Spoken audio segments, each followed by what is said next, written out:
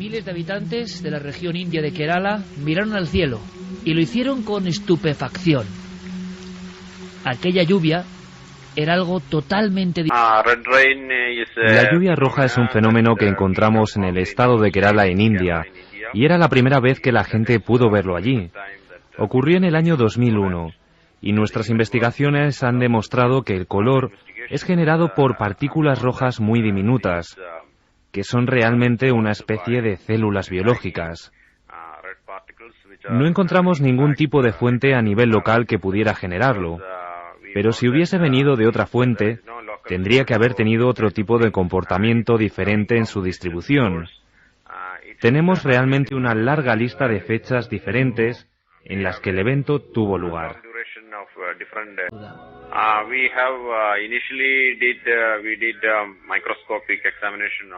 Al principio hicimos un examen microscópico de estas partículas de color rojo y encontramos estructuras muy similares a otras células biológicas.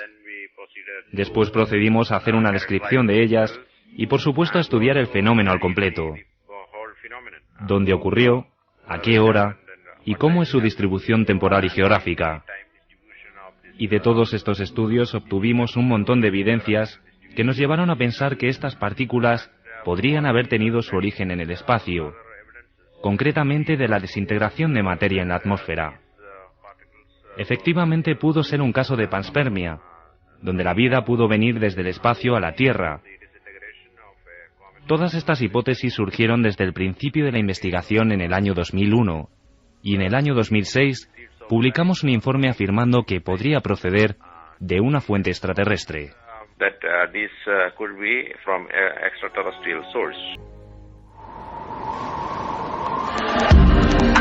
Nunca antes habías estado tan cerca de lo desconocido. Milenio 3. Y esta noche, amigos, va a haber muchas cosas. Niños y brujería, niños brujos. ¿Os imagináis brujos de 9 y 10 años procesados por la Inquisición en España? Y también supuestos casos de, dicen, teletransportaciones, pero ningún misterio, con tanto peso, tan interesante, con pruebas, que nos implica a todos absolutamente, como el origen de la propia vida, que es el que vamos a debatir en primer lugar. Atención, líneas abiertas, porque hay una encuesta muy importante, es un sondeo esencial para ver cómo está ahora mismo el tema, de dónde surgió la vida, de dónde surgió esta realidad tan misteriosa en la que todos vivimos. Sigue siendo un gran debate. Y ahora ya veréis qué documentos sobre la lluvia roja. Carmen, buenas noches. Buenas madrugadas, Iker. Pues sí, esta encuesta ya está en la web ikerjimenez.com, donde pueden votar, ya lo ha hecho gente. La pregunta es, ¿crees que la vida llegó del espacio?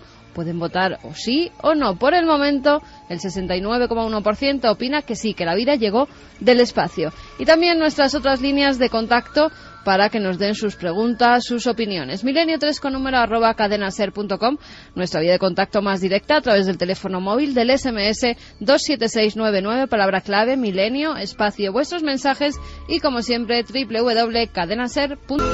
Bajo esta lluvia, con el paraguas de la incertidumbre, el hombre que nos hizo conocer esta historia, el corresponsal de Ciencia y Tecnología del diario ABC, nuestro querido amigo José Manuel Nieves. Buenas noches. Buenas noches, Iker. Qué historia más hermosa, más bonita. Ojalá fuese verdad, aunque la polémica está servida. Sí, preciosa historia. Yo la llevo siguiendo desde el principio, porque en el mismo año 2001, cuando Geoffrey Lewis hizo su descubrimiento, publicó casi de inmediato, a los pocos meses, publicó el primer artículo y llamó muchísimo la atención. Llamó muchísimo la atención porque ¿qué era esto que había encontrado? Él mismo lo ha dicho, pero vamos a ampliar un poquito lo que él contó. Kerala es una región muy grande, es una provincia de la India y es muy grande, tiene muchos cientos de kilómetros. Entonces, esta lluvia se pudo recoger durante espacio de 2 meses, como has dicho tú, en muchos lugares, y ha calculado el propio Geoffrey Lewis que cayeron unas 50 toneladas de estas partículas rojas, que estaban por todas partes. ¿Has dicho 50 toneladas? 50.000 kilos. O sea, 50 toneladas ha calculado que es el peso, y estas son muy pequeñas, él nunca las llama células hasta mucho más tarde, hasta el año 2006 o 2007 no las empieza a llamar células, porque, claro, también has apuntado esa posibilidad. Cuando Geoffrey Lewis se encontró con esto, su vida cambió. empezó a dedicar todo su trabajo, todo su esfuerzo, toda su inteligencia a este tema y a este fenómeno, porque estaba convencido, y sigue estando 10 años después, convencido de que lo que se encontró, lo que pasó allí, fue efectivamente un caso de panspermia, es decir, de células, de esporas, de portadoras de vida llegadas de otro mundo. ¿Por qué pensaba eso? En primer lugar, lo que él encontró allí, estas células rojas externamente se parecen mucho a uno de nuestros glóbulos rojos. Es decir, son prácticamente esféricas, tienen un pequeño achatamiento dentro, no son una bolita perfecta, sino que tienen un achatamiento, y vistas al microscopio, con muchísimos aumentos, centenares de aumentos, se ve que tienen una membrana, que podría ser una membrana celular. Es mucho más gruesa que las membranas habituales que nosotros somos capaces de ver en las células, en nuestras células terrestres, digamos.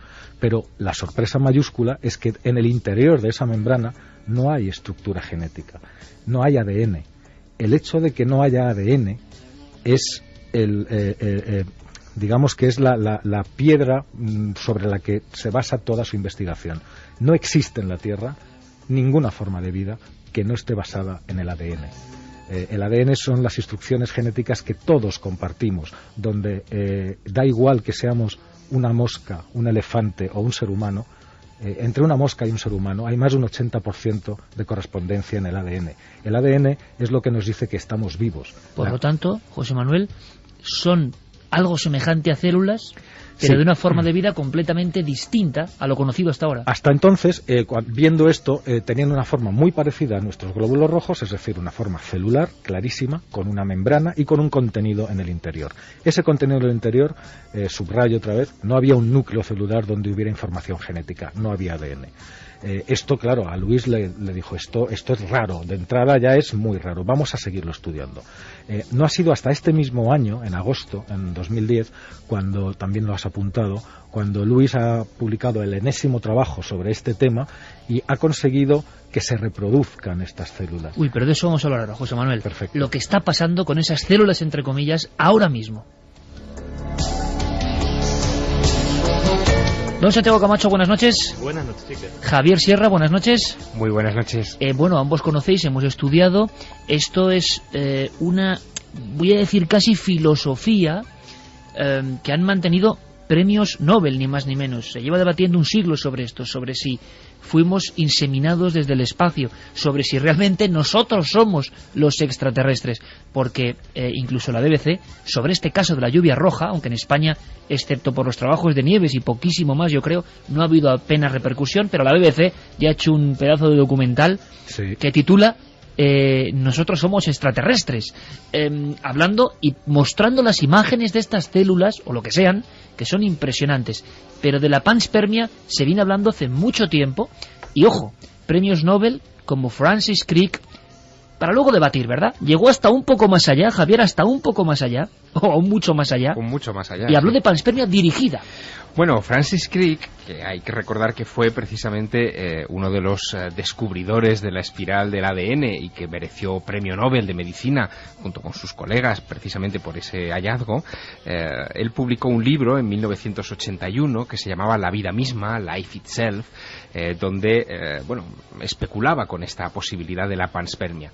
Era muy sencillo su planteamiento, porque decía que en realidad esto de la panspermia no hay que verlo como algo raro, esto de que los planetas se puedan inseminar porque haya vida a bordo de meteoritos que crucen los espacios infinitos y fecunden planetas, que al fin y al cabo lo vemos dentro de la naturaleza, que la polinización de alguna manera de las plantas pues es algo a escala pequeña, muy parecido a la idea de la panspermia. Pero Francis Crick llevó ese planteamiento un poco más allá. Decía que había 3 clases de posibles panspermias, y las 3 digamos que tienen una especie de enigma increscendo, ¿no? La primera sería la panspermia natural, que sería esta especie de polinización donde no intervendría ningún tipo de inteligencia. La segunda sería la panspermia dirigida, y él creaba un escenario. Decía que tal vez una civilización que estuviera viendo cómo su planeta se encuentra en estado de agonía, muriendo, decide poner fragmentos de vida a bordo de vehículos espaciales, lanzarlos al universo y con la esperanza de que algunos de esos vehículos toparan con un planeta de condiciones para la vida similares al suyo que se estaba muriendo y pudieran fertilizarlo y crear un nuevo lugar donde extender la presencia de la vida. Y la tercera era la panspermia diseñada inteligentemente. Ya no es que pongas la vida en una nave no tripulada y la mandes al espacio, sino que él especulaba con la posibilidad de ciencia ficción para sus colegas de que, por ejemplo, la vida en la Tierra hubiera sido traída directamente por esas inteligencias, que hubieran llegado a este planeta a bordo de sus vehículos espaciales hace millones de años y hubieran sembrado el planeta directamente con las semillas que traían consigo.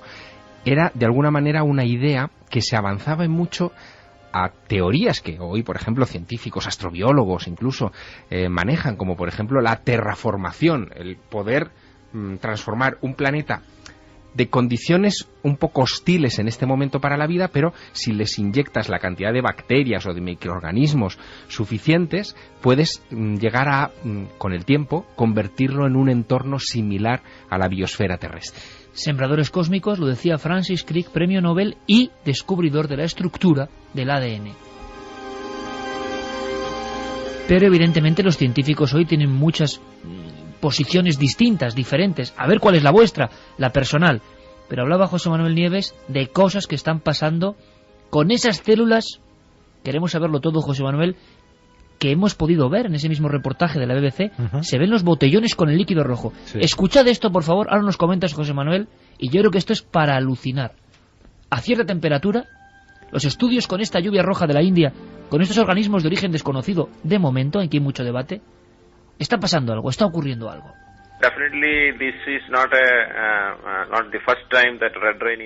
Por supuesto que no es la primera vez que sucede esto en el mundo.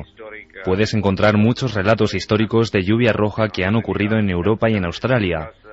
Lo interesante es que todavía no conocemos cómo se originaron la vida y la naturaleza aquí. No conocemos exactamente cómo fue el origen de la vida. Es un desafío muy complicado para demostrar, ya que, por ejemplo, pudimos hallar algunos puntos importantes, como que las estructuras de estas partículas no muestran ningún indicio de ADN, y no hemos podido realizar test de ningún tipo. Es imposible localizar ADN en estas células, pero al mismo tiempo sorprende que crezcan y aumenten a temperaturas extremadamente altas.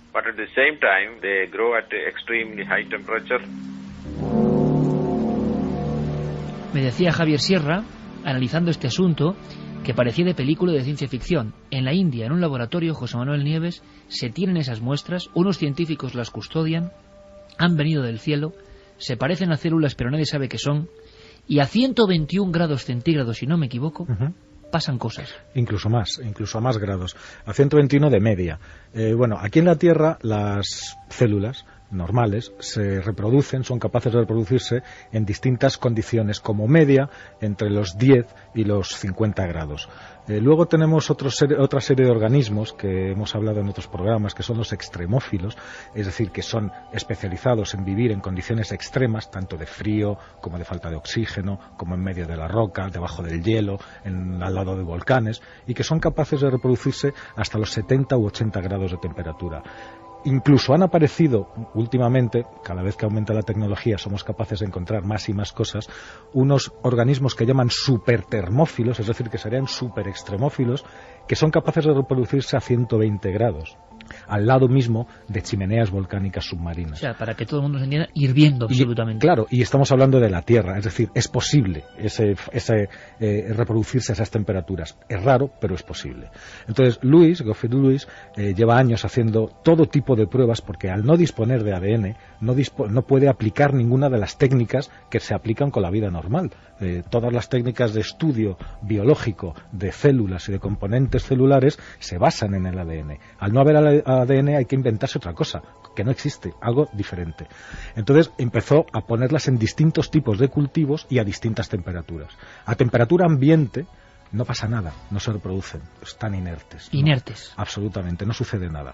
Según vas aumentando la temperatura y llegas a los 120 grados, empiezan a pasar cosas. Es decir, en el interior de estas células, vamos a llamarlas ya células madre, porque son madres e hijas, empiezan a surgir como clones pequeñitos, muy chiquitines, dentro del propio cuerpo de la célula principal, y después se independizan y se multiplican. Todo eso filmado, fotografiado perfectamente. Sí, eso lo tiene Lewis absolutamente fotografiado. Claro, al no haber ADN, que es lo que dice otra corriente de los científicos, dice, esto es un fenómeno de replicación que podría ser como el de los cristales, que no tiene absolutamente nada que ver con la vida. Pero el hecho de que se produzca justamente a algunas temperaturas, y fíjate, hay un tema que no hemos dicho todavía. Cuando sucedió la lluvia en 2001 en Kerala, la región de Kerala formó como una especie de media luna, como una especie de abanico, es decir, como una especie de trayectoria de abanico. Muy pocas horas antes se había detectado la caída de un meteorito, muy pocas horas antes de empezar a producirse la lluvia. Un detalle muy importante, José Manuel, en las crónicas de la noticia se habla de que sobre Kerala, sobre toda esa zona, antes de que llegue la lluvia roja o de sangre, como se dijo, y que la gente interpretó como una cuestión de maldición divina... Signo del Kali Yuga, del final de los tiempos, ¿no? Final de los tiempos. Se oye un silbido. Un profundísimo silbido se escucha en toda la zona. Un silbido y un boato, es decir, una auténtica explosión. ¿Qué pasa? Que ese meteorito no fue registrado por ningún observatorio, pero es algo absolutamente normal. Sin ir más lejos, este mismo año, y ya con un montón de ojos electrónicos observando y buscando meteoritos, ha habido 7 u 8 casos en los que se ha visto un meteorito justo en el último momento, cuando faltaban minutos para que llegara a la atmósfera terrestre. De hecho, encima de Indonesia, hace apenas unos meses, explotó uno encima de una ciudad a un par de kilómetros de altura que tenía la potencia equivalente de 3 bombas atómicas de Hiroshima. Y explotó sin que nadie lo detectara. Y eso te estoy hablando del mes de marzo de este año. O sea, que lo que tenemos, José Manuel, es, porque esto yo creo que es absolutamente increíble, y tú a través de ABC has ido dando toda la información, es que en los últimos análisis de hace un par de meses de estas criaturas, entre comillas, pero claro, no tienen ADN, es la multiplicación. Sí, se reproducen entre 120 y 300 grados, lo cual es muy consistente con todo el resto de la investigación, porque precisamente cuando un meteorito, si es que Lewis lo que cree es que estas partículas venían a caballo de ese meteorito, porque es mucha casualidad que entre un meteorito y que pocas horas después se produzca la lluvia roja. Él está convencido de eso. Entonces, cuando un meteorito entra a la atmósfera, lo primero que hace es que se incendia, se deshace. La atmósfera es un gran escudo protector. Hombre, si nos cae una roca de 1 kilómetro, no hay quien la destruya, pero los miles y miles de meteoritos que caen cada año, ni siquiera nos enteramos porque la atmósfera los destruye, y los destruye quemándolos. Entonces, ahí aumentan muchísimo las temperaturas. Entonces, la teoría de Lewis es, si estas formas o estas esporas que podrían contener los principios de la vida han viajado durante X tiempo por el espacio en las condiciones de frialdad absoluta, resistiendo, estando encapsuladas en sí mismas, de repente han entrado en la atmósfera, se han incendiado, ha habido calor intenso y rápido, han florecido tan a lo bestia como para caer 50.000 kilos a lo largo de 2 meses. 50.000 kilos. Vamos a hacer una cosa, compañeros. Ya os preguntaré cómo es posible también este silencio informativo, ¿no? Una cosa de este calibre y que apenas ha trascendido, ¿se ha publicado o no en publicaciones de prestigio? Ahora lo vamos a ver, porque la lucha interna entre los científicos, y también esto nos lleva a otra gran pregunta, ¿no? El extraño, a veces espadachinesco mundo de la ciencia y las publicaciones científicas, las corrientes que son aceptadas o las que no, las adscripciones de algunos científicos que lo tienen muy crudo para ir por libre, también hay que decirlo, con un hallazgo, y no me extraña que este hombre en la India, al que agradezco especialmente cómo ha tratado nuestro equipo, a Fermín, a Carlos, en esta entrevista, que yo creo que realmente es interesante, pues tiene que verse muy en solitario, porque hemos podido entrevistar, gracias a las gestiones de José Manuel Nieves, a toda una autoridad en la materia en España. Por ejemplo, Juan Pérez Mercader, que fue director de astrobiología del Instituto de Técnica Aeroespacial, una eminencia científica, para saber qué dicen los científicos más ortodoxos de este caso de la India. Primero, yo creo que no están muy al tanto de los últimos hallazgos de esta reproducción, sinceramente, pero ¿cuál es la opinión general de los que creen que esto es imposible? Y ahora debatimos. Juan Pérez Mercader. La conclusión generalizada es que se trataba pues de algún tipo de esporas o algo parecido, pero se descubrió que no contenía ADN, ni ARN. También se descubrió que que había varios aminoácidos, 3 o 4 aminoácidos. Se han descubierto, no sé si se han hecho análisis muy exhaustivos, y lo que la enorme mayoría de la profesión piensa es que son esporas de algún tipo de alga, es coherente con algún tipo de espora de alga. Y un detalle más, hay una guerra interna, también hay que decirlo, o parte de la ciencia ha comentado que no se pueden llamar células a esto, y ha habido un aislamiento incluso de los propios investigadores indios, que son los que tienen las muestras. Hay unos colegas, digo colegas porque son científicos, de la India y que mantienen, no obstante, que a pesar de no haber visto ADN en su interior, a pesar de que se sabe que no tiene suficiente información, el tamaño es excesivamente pequeño, el tamaño de las esporas es excesivamente pequeño como para ser una célula de una bacteria, etcétera. Ellos en los artículos que escriben les llaman células. Es un poquito llama engaño el llamarles así, y entonces bueno, pues no han conseguido publicar en revistas de prestigio o en revistas donde haya un proceso de referir muy fuerte, pues no han conseguido publicar nada.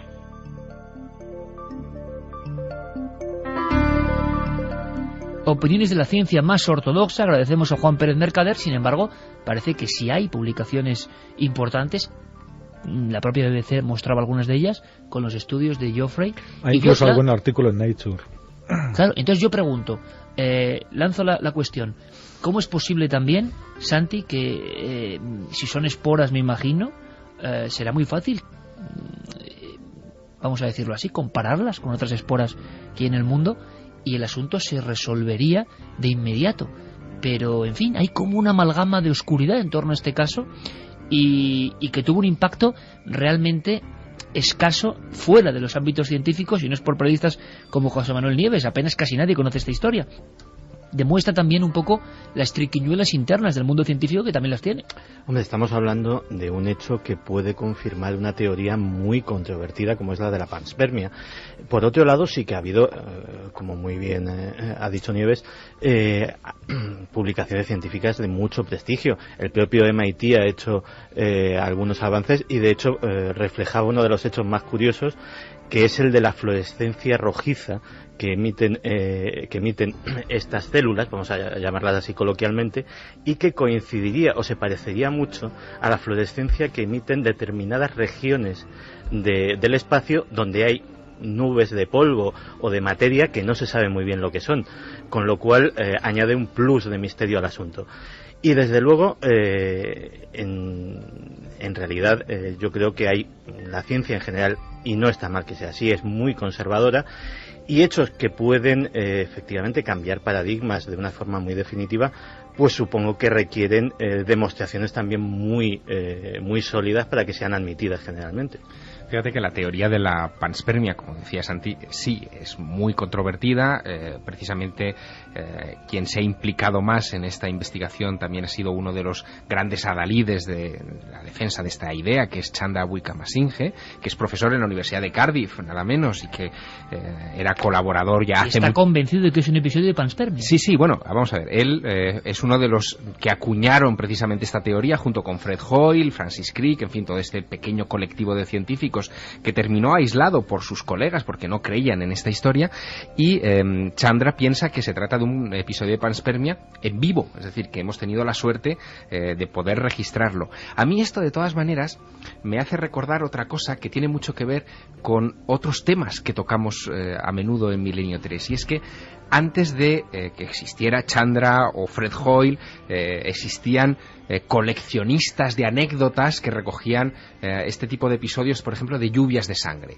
La existencia de lluvias de sangre, entre comillas, es milenaria. La existencia de cosas que caen del cielo, filamentos extraños que caen del cielo, también es milenaria.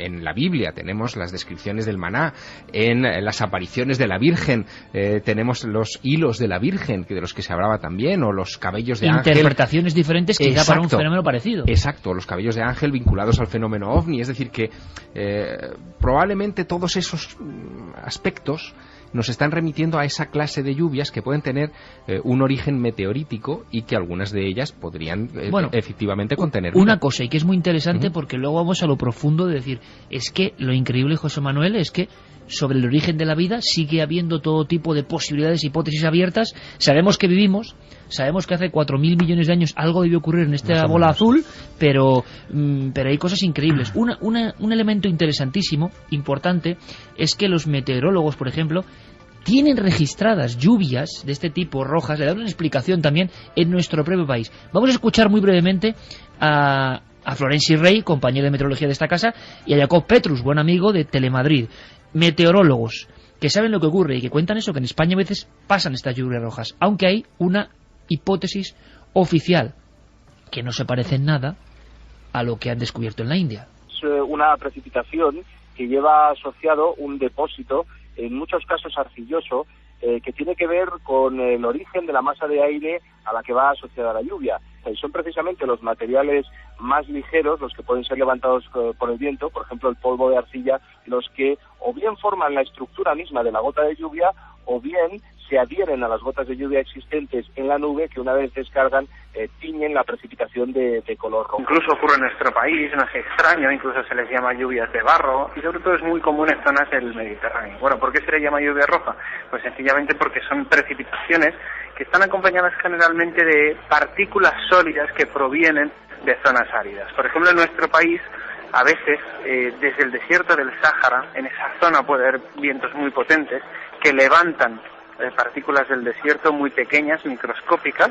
El viento las arrastra hasta nuestras latitudes y esas partículas sólidas se convierten en núcleos de condensación, es decir, que la humedad de la atmósfera se condensa alrededor de esta partícula. Cuando adquiere un suficiente peso, cae, luego la lluvia al evaporarse deja como rastro esas partículas sólidas y dejan encima de las superficies donde hayan caído, pues dejan un color rojizo.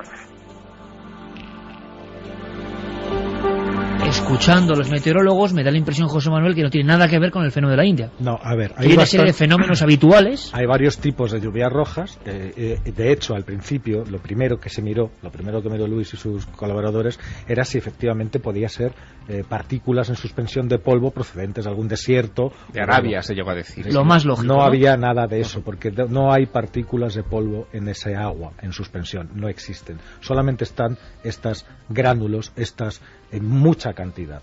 Después, también se ha dicho, es verdad, como ha dicho Juan, al que le mando un saludo y le aprecio muchísimo, que podrían ser esporas de algas.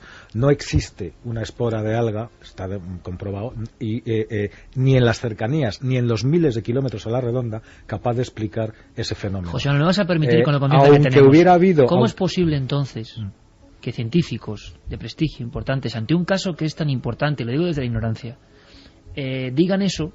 Con todo el respeto a Juan Pérez Mercader, genial en muchísimas investigaciones, pero que se diga, la corriente en general dice que bueno, que son esporas, y se deja como esporas.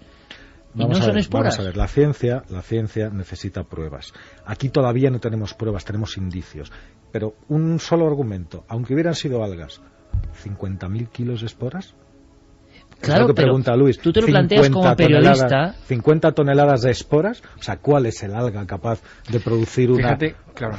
Es muy difícil de creer eso, ¿no? Claro. Muy difícil de explicar. Pero muchas veces se explica de esta forma, tan tranquilamente, esporas, y se queda la gente con eso. Pero Iker, te insisto, la ciencia necesita pruebas. Solamente tenemos pruebas de una forma de vida, y es la nuestra. No me refiero a los humanos, sino a la vida que se da en la Tierra. El problema es un cambio de paradigma, es decir, lo que se está proponiendo con esta teoría de Lewis es que la vida viene de fuera, no se gestó aquí. Y de hecho muchos científicos siguen defendiendo, la gran mayoría, que es imposible que la vida a bordo de un meteorito o en las condiciones de atravesar el espacio resista. Pero ¿cuál es el problema? El problema es que tú dices, José Manuel, que la ciencia necesita pruebas y, curiosamente, esas pruebas están, es decir, tenemos algunas. Por ejemplo, un caso muy concreto que a mí siempre me ha parecido muy llamativo. 2 años antes de que el hombre pusiera el pie en la Luna, la NASA estaba mandando ya artefactos a la Luna para, en fin, estudiar la superficie terrestre. En el Océano de las Tormentas, que es una región lunar, en 1967 se posa un artefacto, un artilugio que se llama la sonda Surveyor 3, que lleva una cámara de vídeo digamos, para filmar, para obtener imágenes a bordo. 2 años después, la Apolo 12 toma tierra allí en la Luna a unos pocos cientos de metros de ese artefacto y recuperan la cámara. Se la llevan a la Tierra en condiciones completamente aisladas y la desmonta la NASA. Y se da cuenta, al desmontarla la NASA, que en las lentes hay estreptococos.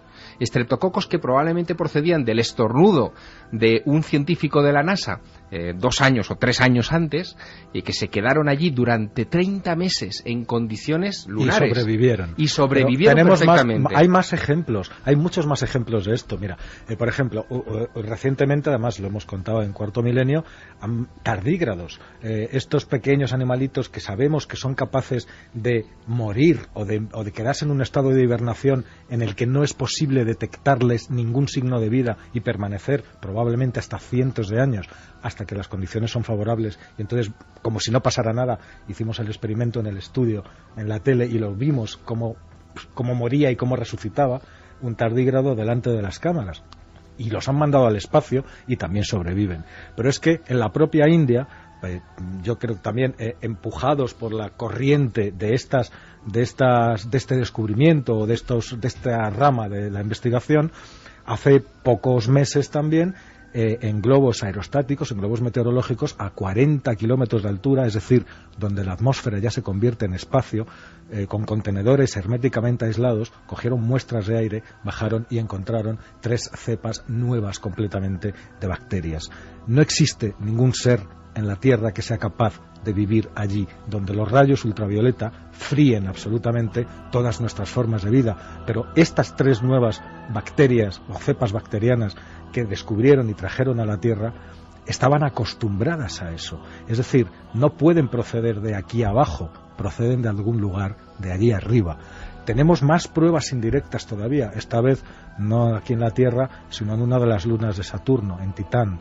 En Titán, lo que sustituye al oxígeno es el hidrógeno, y hay algo que está consumiendo el hidrógeno como si aquí se tratara del oxígeno. Han llegado a formular científicos de la NASA una hipótesis, la única hipótesis razonable es que hay algo en Titán que está respirando hidrógeno. En fin, las pruebas, entre comillas, las indicaciones son muchas, pero cuando yo me refiero a pruebas es que también estamos buscando, porque el método científico así lo requiere, estamos buscando vida como la nuestra. Pero ¿por qué tiene que ser como la nuestra? ¿Por qué tienen que ser más grandes o más pequeñas las células? ¿Por qué incluso tienen que tener ADN? ¿Por qué no células no basadas en el ADN? Estas de Titán que te digo no serían seres vivientes basados en el carbono como nosotros, que por cierto las células de Kerala están compuestas mayoritariamente de carbono y de oxígeno. O sea, tenemos ahí, podríamos hablar casi, José Manuel, de racimos de vida o no distinta en la India ahora mismo. Vamos a hacer una cosa que yo creo que va a dar una dimensión exacta a lo que está pasando. Vais a escuchar a expertos del Instituto Maculay que registran la llegada de una lluvia de gelatina. Ahora mismo no nos cuentas, Carmen, porque esto ha pasado ahora mismo. O sea, quiero decir, el planeta Tierra constantemente, y ahora con las vías de información que hay, está siendo visitado por estas lluvias, por esta caída de cosas que parecen imposibles. Esto ha pasado hace nada, escuchad. What it actually is, we don't know. No sabemos realmente lo que es. Tiene una constancia totalmente gelatinosa y exactamente es agua en una proporción de un 90% y no sabemos dónde se originó. It's very jelly-like and we really don't know what it's made from. ¿Sería el último caso, Carmen, o de los últimos casos de lluvia extraña que aparecen y luego, claro, la atención se desvía de ellos, pero que constantemente, evidentemente, seguro que el 90-95% con explicación, pero puede que haya un porcentaje al que nunca hemos prestado atención, lo han hecho en la India y se han llevado la sorpresa? Sería la última de las lluvias de gelatina, pero ha habido más lluvias de este material gelatinoso. Parecen como grandes bloques de una sustancia viscosa, pegajosa, que caen e inmediatamente, al cabo de muy pocos minutos, pues se van deshaciendo. Pero, por ejemplo, en Nueva York cayó en 1846 una lluvia de gelatina, en Irlanda en 1958, en Rusia en 1832. Se tiene el registro de que esto, incluso fotografías, como vemos las últimas, de que esta gelatina es más normal de lo que se cree que caigan.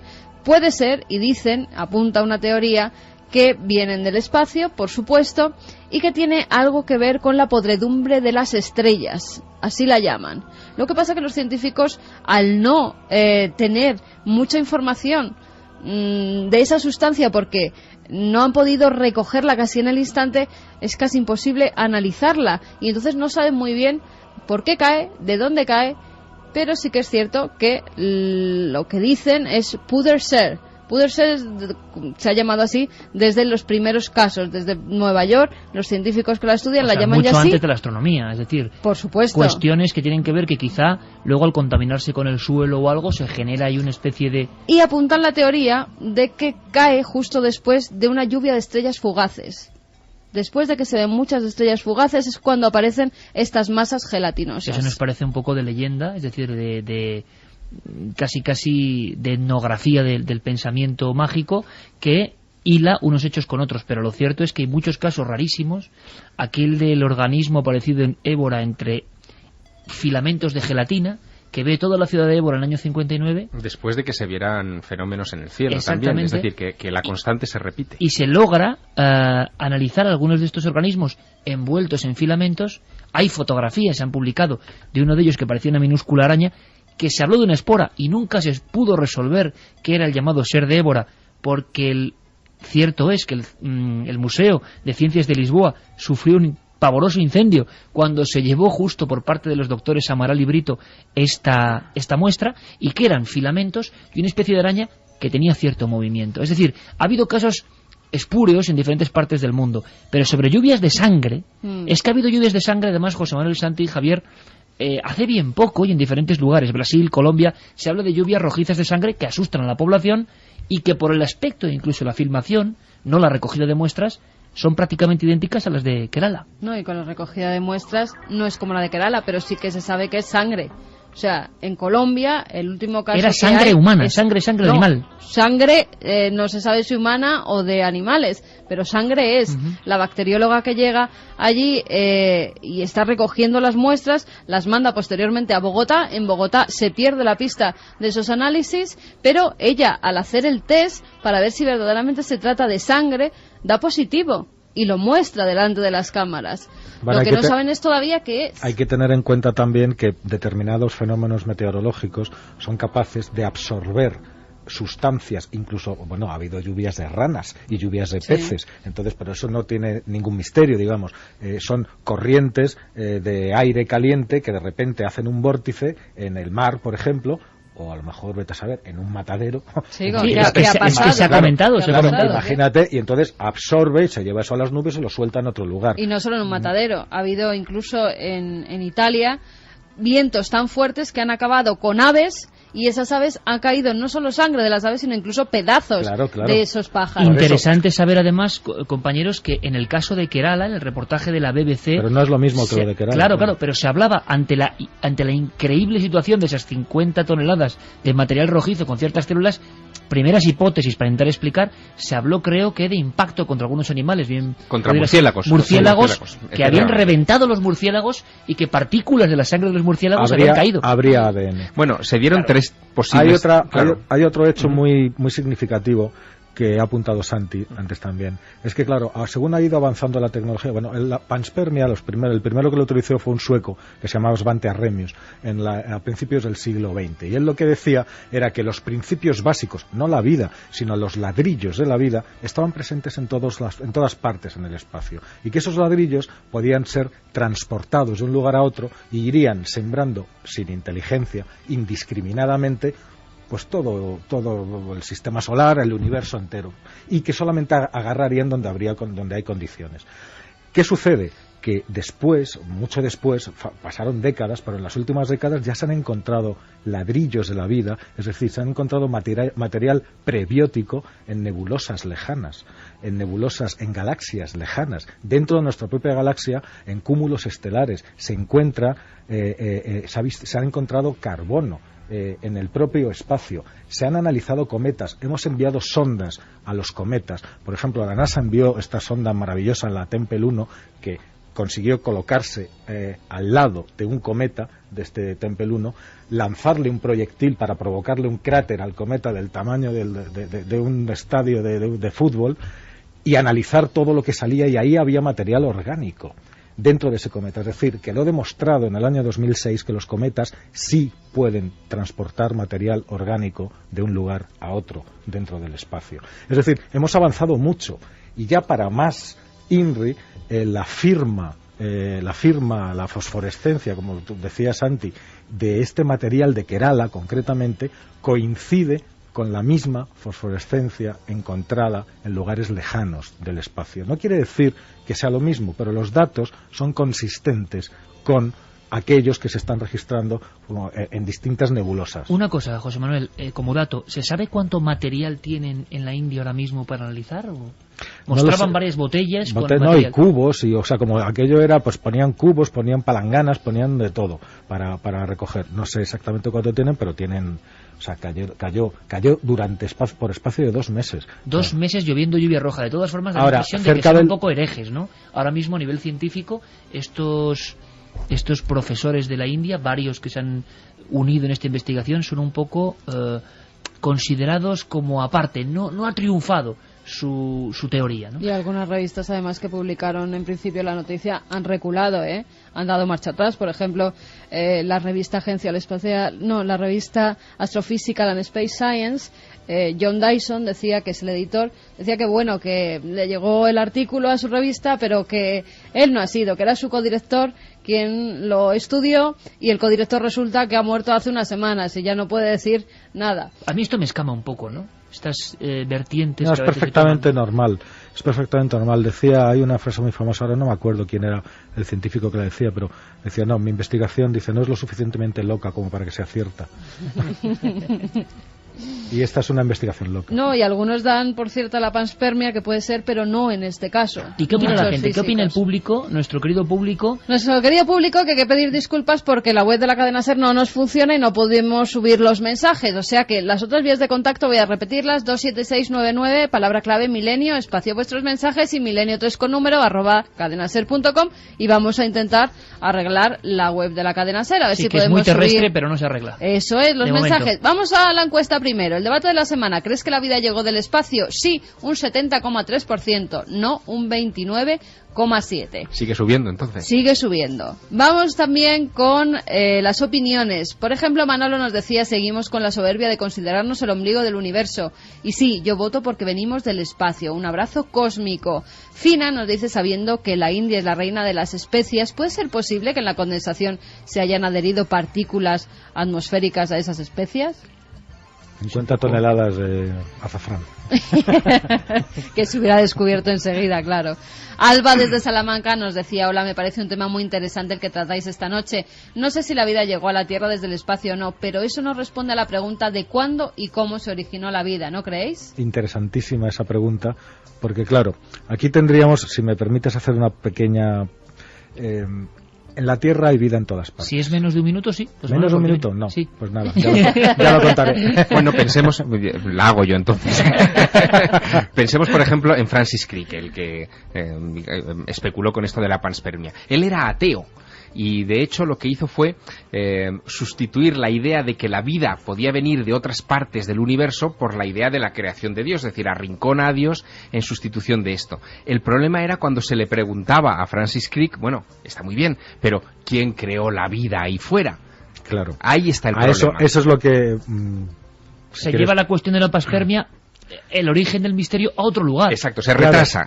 El origen de la vida. Ahí... A ver si aguantas con nosotros unos minutillos a la vuelta, sí, claro, José Manuel, por y por lo menos lanzamos unas cuestiones con lo que se sabe ahora mismo, Santi y Javier Garán, de la pregunta que en el fondo subyace en todo esto de Kerala. Después nos meteremos con la brujería, con las teletransportaciones y con 1000 misterios. Pero claro, el misterio de qué se sabe hoy de cómo empezó la vida, creo que merece unos minutillos. Piensa que lo que está en juego son 2 de las 3 grandes preguntas fundamentales, que son ¿quiénes somos y de dónde venimos? Pues intentaremos responder a la vuelta, después de las noticias. 2 y 7 minutos. Nuestra nave radiofónica del misterio hoy sí planea por las alturas. Luego se meterá en las oscuridades antropológicas y misteriosas de la brujería. Nuestro compañero Pablo Villarrubia acaba de llegar de un congreso mítico de brujología. Ya hubo uno a principios de los 70 en nuestro país. Por vez primera se juntaban las grandes eminencias de estos asuntos para hablar y debatir sobre un tema absolutamente tabú. Pero ahora ha habido otro con resultados bien curiosos y nos interesaba una parcela estremecedora, creo yo, que es niños brujos y también niños y brujería en nuestro país. Pero sería un auténtico pecado mortal no hablar o no dejar algunas cuestiones por lo menos esbozadas en este programa, porque el asunto de la lluvia roja de Kerala, hemos podido hablar con Geoffrey Lewis, el hombre que ha hecho los estudios, el científico que ha analizado esta especie de racimos, lo llamamos con terminología periodística y no científica, de supuesta vida, o de entidades, o de microorganismos, o no sabemos cómo llamarlos, que no tienen ADN, pero que se reproducen y que cayeron del cielo, y que para muchos son un episodio de panspermia, o fecundación del espacio en vivo. Pues habéis podido escucharle, tener vuestra opinión, escuchar también a científicos que se muestran al otro lado, un asunto polémico que dará que hablar y que yo creo que es absolutamente capital. Pero todo esto tiene una cuestión de fondo. Despedíamos así la primera hora. ¿Qué se sabe a día de hoy? Puede ser interesante. Os pido por favor concreción, titulares, será material casi para otro programa, pero ¿qué se sabe hoy, ahora mismo, la ciencia qué sabe de esa gran pregunta, del origen de la vida? Algunas personas y algunos amigos pueden pensar que se ha descubierto casi todo. Más bien todo lo contrario, José Manuel. Pues hay dos grandes teorías. Una, la vida se originó dentro de la Tierra. Dos, la vida viene de fuera. El hecho de aceptar la segunda de estas hipótesis, viene de fuera, desplaza la pregunta, no la resuelve. Dice, bueno, viene de fuera, es otro problema. Luego llegó a la Tierra, pero cuando llegó a la Tierra ya existía vida. Luego, ¿dónde surgió? Los científicos no les gusta esto. Entonces, mayoritariamente optan por la primera. Pero eso nos lleva a unas conclusiones y nos lleva a unos fenómenos que ya estaban desterrados en el tiempo. Nos lleva otra vez a la teoría de la biogénesis, de la generación espontánea. Es decir, hasta el siglo XIX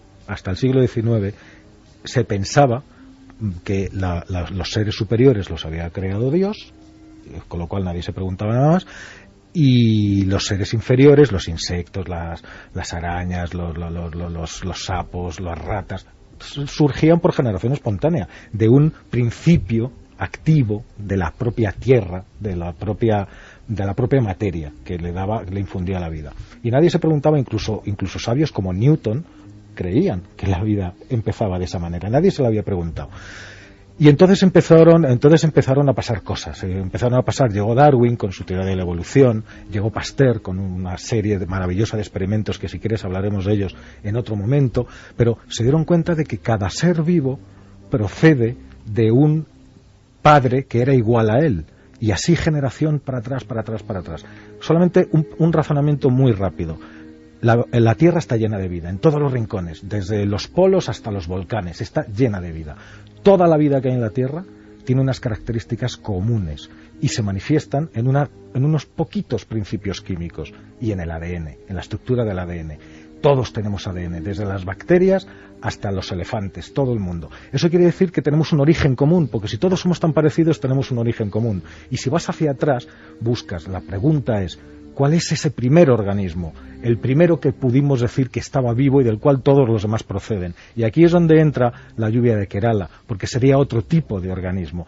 La gente se puede preguntar, ¿y por qué unas células así, por qué son tan importantes? Pues porque imagínate que aquí no hubiera vida, pero sí condiciones, si esas células se arraigaran, dentro de millones de años, probablemente habría otras formas de vida completamente diferentes de las que hay. Porque si es verdad la panspermia, la que arraigó aquí en la Tierra, ese primer organismo que los científicos llaman LUCA, que es un acrónimo de Last Ultimate Common Ancestor, el último antepasado común, tiene unas características que ya son las de todos los demás seres vivos, ya es capaz de reproducirse, ya es capaz de transmitir genéticamente su información.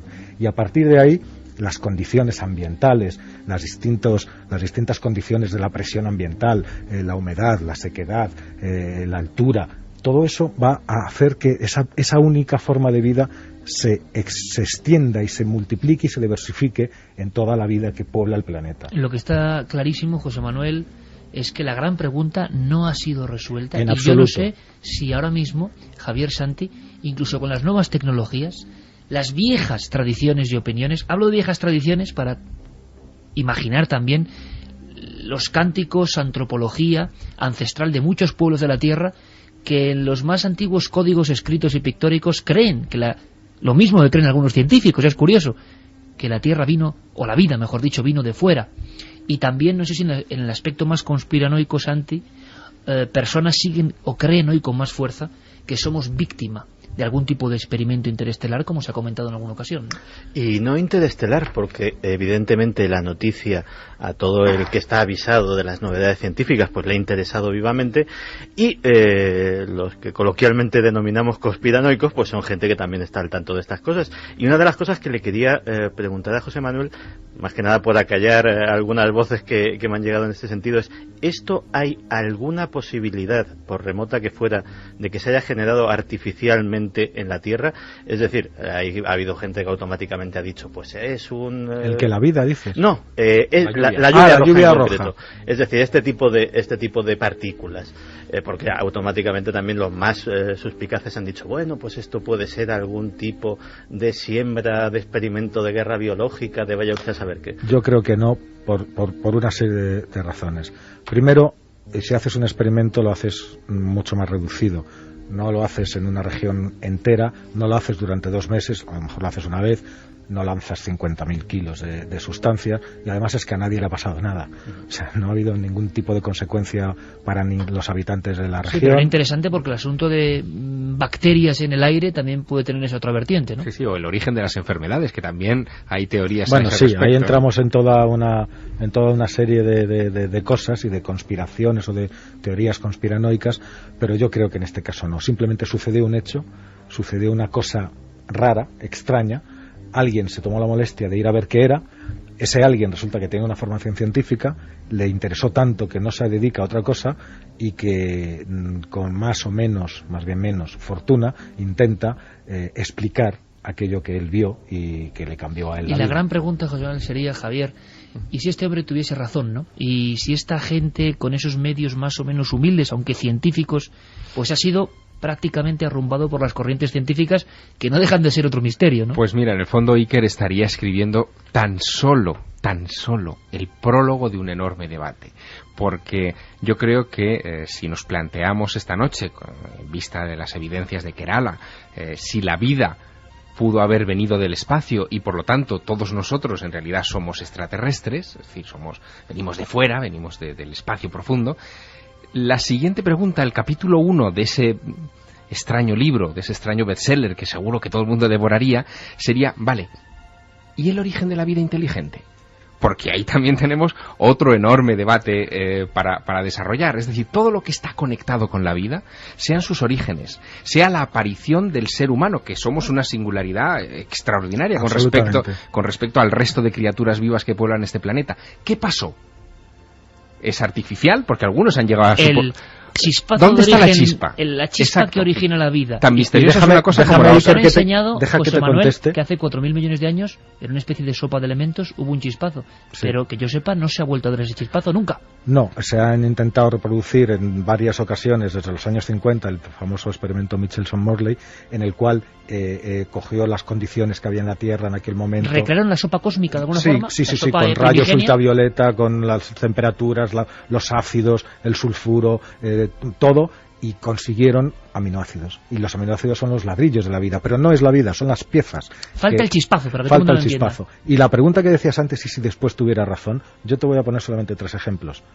Cuando Wegener explicó su teoría de las placas continentales, de la deriva de los continentes, era un loco, que estaba solo. Cuando Galileo dijo que el Sol no estaba en el centro del universo, sino que todos girábamos, la Tierra giraba alrededor del Sol, era un loco también. Y así sucesivamente. Es decir, ha habido muchos de estos locos que al principio, cuando Darwin enunció su teoría de la evolución, era un loco que fue perseguido además por los poderes públicos, eclesiásticos, por todo el mundo, y todavía sigue generando polémica. Es decir, lo nuevo siempre molesta porque cambia lo que ya hay. José Manuel, te emplazo para un debate profundo sobre ese origen de la vida, experimentos que se han hecho intentando reproducir algo que ¿Sabéis lo que pasa, amigos? Que dices, bueno, esto es misterio, no misterio, esto para mí es el gran misterio, porque lo llevamos dentro, porque nuestro organismo vive, se mueve de alguna forma, tiene una energía propia, esa energía que se va con la muerte, y esa energía empezó a adueñarse de este planeta en ese instante, y ese chispazo, que algunos pueden ver como un milagro y no me extraña, se produjo tanto en la conciencia humana como en el inicio del rodar de las cosas, y no se ha vuelto a producir. Que sepamos. Misterio. Que sepamos. Haremos ese debate. ¿Por qué no cerramos con la encuesta, cómo ha acabado la encuesta y dónde han quedado los equilibrios de la balanza? Bueno, también pienso yo que podría, ya que tiene material suficiente, dejárselo a otros científicos que a lo mejor tienen mejor material para estudiarlo y... ¿no? Porque podría ponerlo en manos de otra gente y así acallar muchas bocas si es que está tan seguro. Ha habido varios de investigadores, ¿no?, que están investigando. Claro, pero muchos de los científicos más importantes que están opinando sobre ello no han tenido acceso. Hacer un gran estudio en el MIT y entonces nadie diría nada. Pero es el MIT, el Instituto Tecnológico de Massachusetts, como bien decía Santiago Camacho, el que ha dado verosimilitud a esta lluvia de Kerala comparándolo con la fluorescencia de algunas zonas del espacio. O sea, que es que... En fin. Bueno, vamos con la encuesta. IkerJiménez.com, si queréis seguir votando. La pregunta era, ¿crees que la vida llegó del espacio? Sí, 70,4%. No, 29,6%. La gente está segura de que la vida llegó del espacio. 70,4% que venimos de fuera. No está mal. Nos ha escrito también desde México un doctor en biología molecular que nos decía: soy Marcos, os quería aclarar que el hecho de que se hayan encontrado cepas de especies bacterianas en capas altas de la atmósfera no quiere decir en absoluto que esas bacterias procedan desde el espacio, sino que tienen adaptaciones para que sus formas de resistencia en forma de esporas resistan las altas dosis de radiación. Ya se han descrito sistemas de reparación del ADN por fotoliasas en muchos organismos que se estimulan por la presencia de radiación ultravioleta y que reparan la dimerización de nucleótidos. El asunto es que no tienen ni ADN, ni tienen nada, ni se parecen a nada. No, las de Kerala claro, no tienen. Es que esa es la gran cuestión.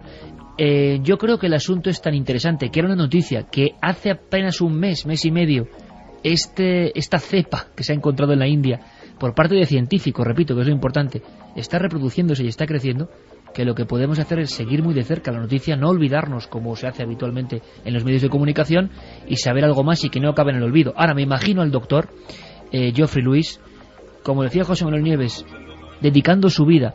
Ha habido tantos hombres en el misterio y en la ciencia que encontrándose con algo en lo que creían cambiaron su vida, que no nos extraña, ¿no? Tiene que uno estar apasionado pensando que en ese barreño o botella con líquido rojizo que tiene en su propio laboratorio pueden estar las claves de una comprensión diferente del gran misterio del origen de la vida.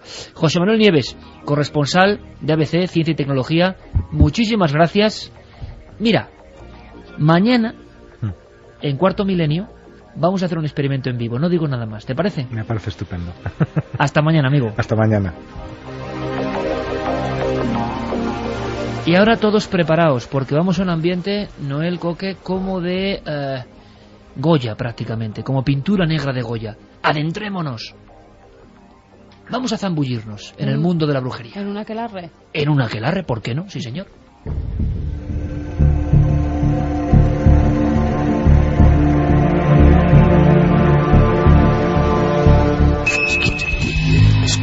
¿Quieres conocer la respuesta? Milenio 3 en la SER.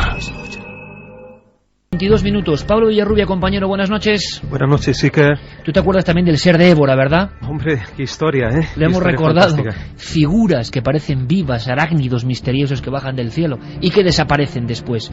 Lo que no desaparece es la brujería como tradición. Había un congreso de brujería, de brujología, que podíamos comparar con otro mítico que vamos a recordar ahora. ¿Dónde ha sido, cómo y por qué? Te refieres al actual, ¿no, Iker? Porque el de 72, ¿no? Ya sabes, en San Sebastián, ¿no? Aquello fue realmente extraordinario. Pero hubo uno, hace poco tiempo, ahora en el mes, a principios del mes pasado, no de este mes, de junio, de noviembre, estamos en noviembre, en Navarra, en Pamplona, reeditando aquellos viejos tiempos, ¿no? Con algunos de los que participaron, ¿no? De los míticos participantes de 72, entre ellos Ángel Gari Lacruz. Mítico.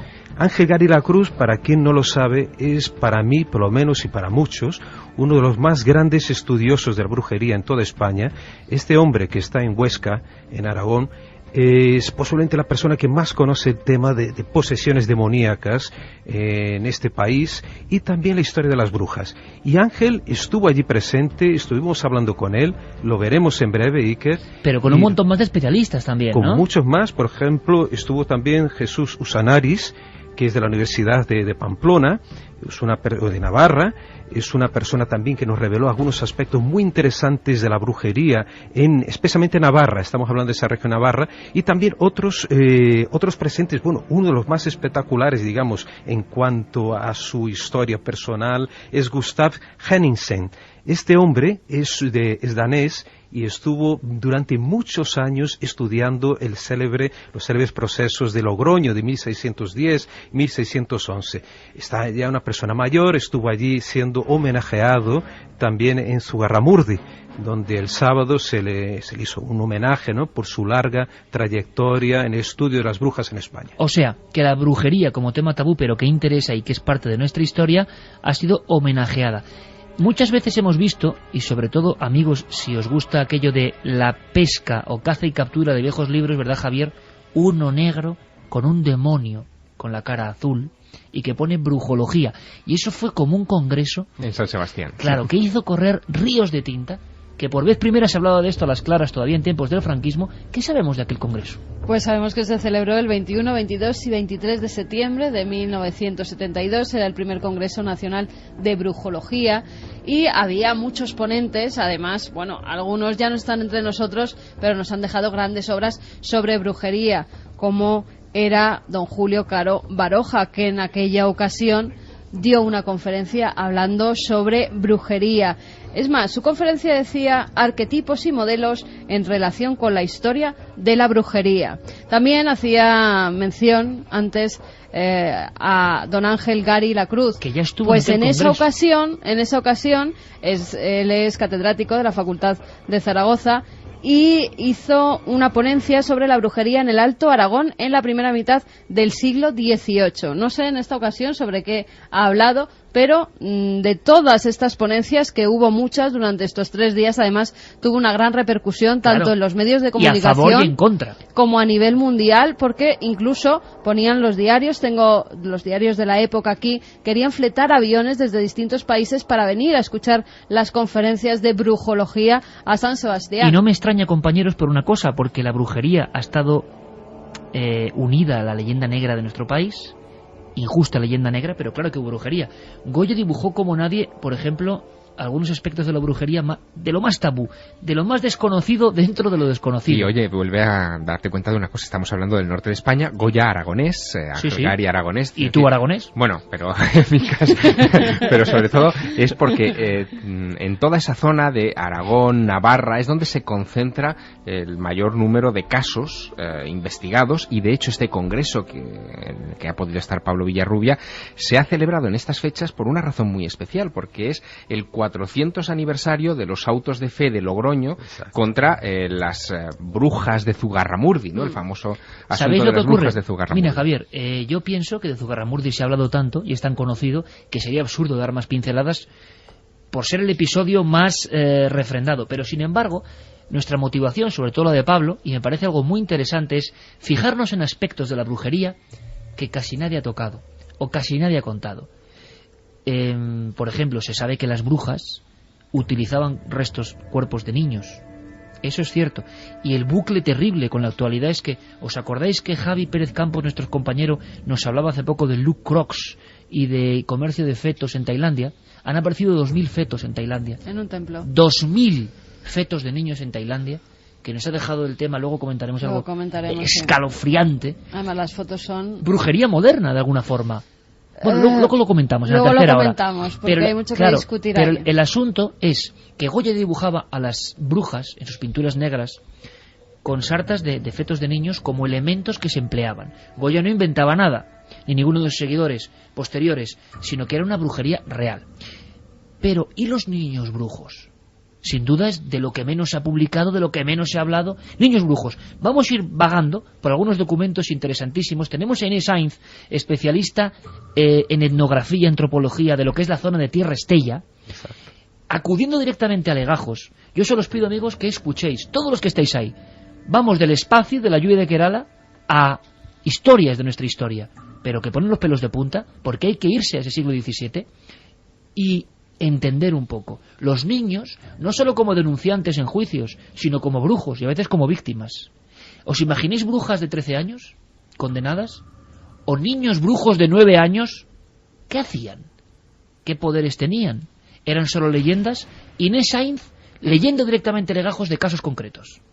La primera en comparecer fue María Miguel de Oreja, de 26 años, que fue contestando a las preguntas asegurando que era bruja desde los 10 años, cuando su abuela, en su lecho de muerte, le aconsejó que tomara el oficio de bruja tal y como ella lo había hecho. María en principio se negó, pero a los pocos días vinieron 3 vecinas por la noche y le untaron el cuerpo con ungüentos, lo mismo que a su padre, y enseguida partieron por los aires camino de la cuesta de Urrizola, cerca del pueblo de Inza. Allí se esperaban unos 15 hombres y mujeres. Llegaron a un llano donde multitud de personas bailaban en camisa. Esta niña describe con todo detalle el aquelarre presidido por 2 sillas que parecían de oro, ocupadas una por lo que parecía un hombre con 2 cuernos en la cabeza, a manera de un macho cabrío, y otra por lo que semejaba ser una mujer. Enseguida, los presidentes del aquelarre se juntaron en las danzas con los demás asistentes. La música era de tamboriles y rabeles. Terminado el baile, se reunieron todos en una cueva que estaba cerca del lugar. Allí comenzaron a adorar a Belcebú y su compañera, tras lo cual celebraban una orgía en la que participaban todos los presentes. La magia de la radio hace que estemos ya prácticamente en la cueva, porque es la cueva, la gruta, la caverna, el lugar, como si fuese un recuerdo atávico de la prehistoria, donde se reúnen los brujos, y entre ellos los niños. 2 elementos que a mí me parecen sorprendentes, y abrimos el debate, compañeros, porque yo creo que los presentes sabéis más de este tema, bastante más que yo. Iniciación, siempre está la abuela, la madre, y ungüentario, que se da en algunas partes que absorben rápidamente axilas, vagina, en las niñas. Es increíble que en los legajos vengan estas tradiciones tan crudamente, ¿no? Bueno, lo que habría que estudiar es la mezcla de, los diversos orígenes de todas estas creencias. Muchas tenían que ver no con la brujería en el sentido diabólico del término, sino con el sentido, por ejemplo, de las curanderas, de la gente de las herboleras, también como se las llamaba, que manejaban ese tipo de ungüentos para la sanación de la comunidad. La bruja cumplía pero aquí parece algo muy oscuro, Javier, una labor social. Del demonio y su compañera. Claro, pero fíjate, también hay 2 elementos a tener en cuenta. Uno, y fundamental, es cómo se arrancaron esas confesiones. Es decir, porque estamos hablando de... Con tormento casi exacto, todas. Con tormentos casi todas, donde la persona que está siendo acusada termina contando lo que el inquisidor quiere escuchar. Y segundo, la cultura que estaban generando los propios inquisidores al predicar desde los púlpitos sobre las cuestiones relacionadas con el diablo, que iban impregnando la mentalidad de aquella gente, ¿no? Efectivamente. Pensemos que la única fuente de información exógena a los pueblos en los que vivían muchas de estas personas eran precisamente los predicadores, que llegaban con historias fabulosas sobre diablos, sobre posesiones, exorcismos, les leían partes de la Biblia donde se hablaba de este tipo de cosas, y aquello generaba un caldo de cultivo intelectual, mental, en aquella gente que, en fin, terminaban imaginando muchas cosas. Porque se repite en varias ocasiones. Yo os lanzo una pregunta como oyente, en este caso como oyente, como persona, como las cientos de miles de personas que están al otro lado, si no más. Santi, por ejemplo, o cualquiera de vosotros, compañeros, se habla, a mí me ha dado mucho miedo, sinceramente, porque yo soy un gran admirador de Goya. Hay un cuadro que es excepcional, que es el aquelarre, y sale el macho cabrío, que es la oscuridad más oscura creada en la pintura en la historia. Es una oscuridad que uno, sí, justo, lo tiene Carmen en la mano, porque sorteamos precisamente, entre los participantes, historia de la brujería en España. Esta noche lo sorteamos, y viene el macho cabrío ahí de Goya. Es una especie de silueta, no hace falta más, con unos tonos tan oscuros que parecen el abismo. Bueno, pues al otro lado del cuadro, y hay que ir al Prado para verlo, hay una mujer igual de oscura que siempre se ha pensado que era una iniciada. Pero es curioso que muchos de los relatos que ha recogido Pablo de este congreso y de expertos y de legajos aparece como una compañera del diablo. Me parece realmente sugerente y no sé quién es. No sé quién es. Siempre se ha relacionado a la bruja con el diablo. Y ¿pero qué sería? ¿Una bruja mayor, por lo tanto, que acompaña al diablo? No, en los aquelarres tenía que haber una novia del diablo.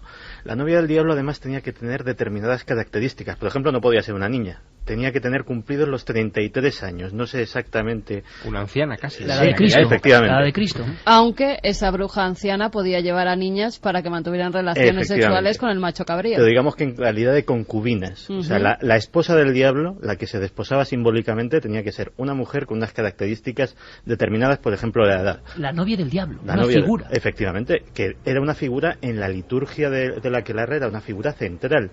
Por otra parte, la presencia de niños tampoco es extraña. Pensemos que en todas las ceremonias paganas, y el aquelarre es un resto y es un vestigio de ceremonias paganas, desde las de Roma, las lupercales, etcétera, etcétera, hasta las de los celtas, etcétera, la iniciación de los niños en los festivales paganos era un momento, era una de las funciones del festival, la iniciación tanto mistérica en los misterios de la edad adulta, como en algunas culturas la iniciación sexual, con lo cual la presencia de niños en el aquelarre como vestigio de ceremonia pagana tampoco es extraña. Un dato más, vamos a escuchar de nuevo a Inés Sainz, porque estos niños, ahora nos cuentas Pablo, estos niños imbuidos por el delirio colectivo, la psicosis de diabolismo, o creyendo realmente lo que hacían, por los legajos y documentos llegaron a ser niños brujos asesinos en muchas ocasiones. Y un día a María y otra bruja se les ocurrió que podían ahogar a una criatura de pocos meses. Su inspirador, el demonio, se le apareció en ese instante vestido de negro y con cuernos, animándolas a llevar a cabo tan perversa acción. Así lo contó la misma María en el tribunal. Encendieron un pedazo de hueso de criatura que habían tomado de la cueva del aquelarre y la pusieron junto a la cama donde estaban acostados los padres de la criatura, para que ni ellos ni nadie de la casa se despertase mientras llevaban a cabo el asesinato. Y estando todos dormidos, echaron las manos a la garganta del pequeño y lo ahogaron. Hecho esto, volvieron a sus casas volando. La cueva de Belcebú dicen que estaba repleta de huesos de niño y que eran usados como antorchas para alumbrar todo el recinto.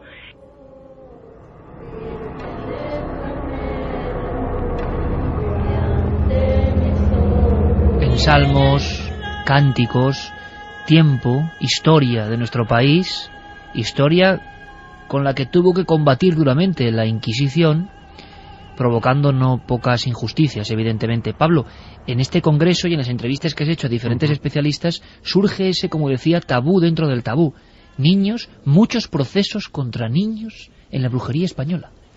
Sí, porque, fíjate, curiosamente en Zugarramurdi no se habla demasiado, pero hubo 19 menores de edad que acabaron siendo juzgados, pero no acusados directamente. Al final no hubo, digamos, una represalia contra ellos, pero sí que sus nombres constan, ¿no?, en los legajos, y además de una forma muy curiosa, porque estuvimos en el museo actual de Zugarramurdi, que es un museo reciente, creo que fue inaugurado 2007, 2008, y allí su directora Ainhoa nos llevó a un bosque artificial que crearon, que simboliza un bosque, y en esas columnas que simbolizan estos troncos de árboles, aparecen los nombres de estas personas, de estos niños. Estamos hablando de niños de 9 años, niñas de 8, de 7, y claro, se nos ponen los pelos de punta en saber que estas criaturas aparentemente inocentes estaban implicadas en procesos que les podían conducir hasta la muerte. Pero así, por suerte, no ocurrió, pero que estos niños también acabaron acusando a adultos, y estas acusaciones los conllevaron a la hoguera o al garrote. Escuchamos directamente a la directora, Ainhoa, directora del Museo de Zugarramurdi. Entre estas personas podemos encontrar mujeres, hombres, pero también niños. Y es que hemos contado hasta 19 menores en esta lista de procesados. Para el Santo Oficio, por increíble que parezca, por curioso que nos pueda parecer, tan creíble era lo soñado como lo vivido en la realidad, y tenía la misma validez la confesión hecha por un niño que la que podía hacer un adulto. Otro elemento que me sorprende, compañeros, iniciación. Siempre estaba la maestra que iniciaba a los niños y niñas brujas que aprendían las artes, no sé de qué forma, desde muy pequeños. Y luego yo no sé si se ha profundizado en el asunto de los ungüentos. ¿Qué contenía ese ungüento? ¿Algún tipo de psicotrópico para penetrar en otros mundos de alucinación? Normalmente empezaban por las abuelas, las madres, o cuando eran muchos hijos y llevaban a la anciana que vivía fuera del pueblo en el bosque a las crías para que se criaran con ellas, y estas las enseñaban sobre todo la ciencia de las hierbas, las herboleras, como decía Javier antes. Por ahí empieza toda la hechicería, y de ahí vienen también muchas de las acusaciones que se hacen en los siguientes procesos, porque ya no solo las hierbas, como esas hierbas curaban algunas enfermedades a la gente que acudía a ellas, como esas hierbas les hacía entrar en estados alterados de conciencia en muchas ocasiones, la gente pedía más y acudía a ellas ya como parteras, que en muchas ocasiones actuaban en los partos, y también para resolver algunos asuntos, sobre todo amorosos. Y empezaron a crearse los hechizos. Esos hechizos tenían que salir a la luz de la luna, echar determinadas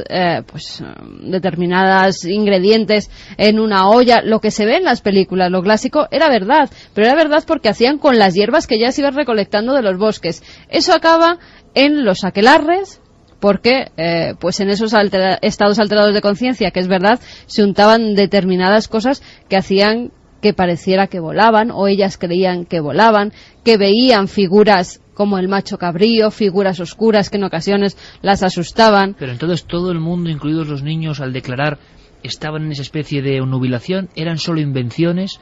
Realmente en los aquelarres se ha tenido constancia de que participasen, por ejemplo, niños, que nos parece algo realmente poderoso. Es posible, Iker, según por lo menos lo que nos cuentan las personas. Claro, los testimonios, los legajos históricos que tenemos que ver que están escritos por inquisidores, la mayor parte de ellos, y pueden ser muy parciales, se pueden mostrar solo la tendencia que ellos tenían en querer acusar esta gente. Pero sí que puede ser cierto que los niños participaron en aquelarres, además se los llevaban para cuidar a los sapos. ¿Y esto de dónde viene? Curioso, ¿no? Porque el del sapo, y con mucho cuidado, tener mucho cuidado, porque parece que de las glándulas del sapo extraían una sustancia que era la que con la cual iban a fabricar un ungüento que, como decía Carmen ahora, era aplicado en las partes del cuerpo que podían absorberlo con más facilidad, axilas, las ingles, y de esta forma alcanzar estados alterados de conciencia. Entonces, es bien posible que estos niños se les daba como un juguetito, digamos, el sapo, para estar cuidándolo durante estos rituales, mientras los adultos llevaban a cabo sus rituales de iniciación. Había una función también, como decía antes, medicinal. Pensad que muchas de estas sustancias lo que hacían era, por ejemplo, adormecer el dolor. En un momento en el que hay que entender que no existía una sanidad como la nuestra, donde cuando se hacía una operación quirúrgica de algún tipo de tratamiento duro con el cuerpo, se hacía sin anestesias de ninguna clase, y esta gente tenía el secreto de poder adormecer a la persona, de poder hacer que determinadas partes del cuerpo no sufrieran dolor, no sintieran, y eso era considerado mágico, sobrenatural, porque ¿cómo podías hacer que, por ejemplo, una mujer dando a luz no tuviera tantos dolores de parto como una mujer que no fuera atendida por una de estas brujas? Y de ahí vienen las primeras acusaciones sobre brujería. Exacto.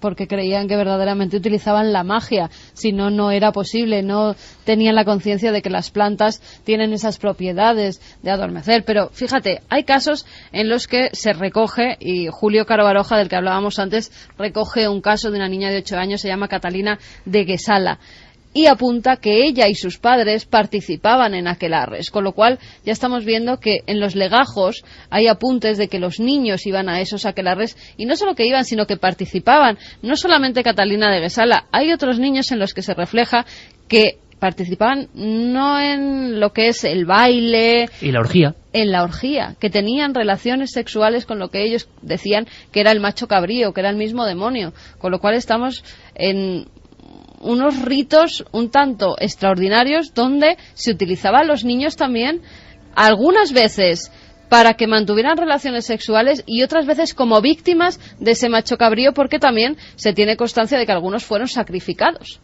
En una época de represión sexual tremenda en nuestro país, con una presión de la propia Inquisición muy dura, y que parecía que esto era como una especie de catarsis en la que entraban algunas personas de forma clandestina, daban rienda suelta a sus represiones muy atadas, y se convirtió todo eso en energía increíble. Escuchad esta historia porque esta también es increíble. Ainhoa Aguirre, en directora del Museo de Zugarramurdi, exactamente, nos habla de Vera de Vidasoa, un lugar en esa comarca maravillosa de la Navarra del Norte, donde hubo tal miedo a las brujas, al diabolismo, a la creencia física, en esas figuras siempre enlutadas que representaban al demonio, que hubo que capturar a los niños, guardarlos en ciertos sitios y llenarlos de sortilegios para cubrirlos ante el mal. Hay documentos que revelan que el por entonces vicario de Vera, don Lorenzo Huarte, también trabajó con empeño para liberar a la población veratarra de esta plaga de brujos. Este hombre cada noche acogía a los niños y niñas del pueblo para dormir en la iglesia, mientras él pasaba toda la noche rezando. ¿Con qué fin? Bueno, pues buscando un poco que no vinieran esos seguidores del maligno, esos brujos, a secuestrar a los niños. Cada noche escribía un rezo en un papel, lo colocaba en la habitación donde dormían estos niños, colocaba además un trozo de pan, hierbas bendecidas, agua bendita también, un crucifijo y una vela, y obligaba a los niños a santiguarse antes y después de dormir. Pero al parecer, aun tomando todas estas precauciones, los niños cada mañana cuando se despertaban decían haber participado en un aquelarre. ¿Y por qué esos niños decían eso? Hay que imaginar la escena de esos lugares de reclusión de niños. Recordamos, Carmen, que tenemos un sorteo de esos libros que tienen que ver justo con la brujería y que aparece el macho cabrío de Goya en la portada, a pesar de que las vías de contacto ya andan un poco embrujadas también. Sí, andan un poco embrujadillas. Parece que han tenido algún tipo de sorteo. Un aquelarre digital han tenido. Bueno, pero nos pueden seguir escribiendo a través de Milenio3 con número @cadenaser.com o 27699, palabra clave Milenio, espacio y vuestros mensajes. Vamos a sortear 3 ejemplares de Historia de la Brujería en España de Josep Pérez y que ha sido publicado por Espasa. Pablo, estuviste en este lugar, en Vera de Bidasoa, en este lugar de reclusión para proteger a decenas de niños de la brujería.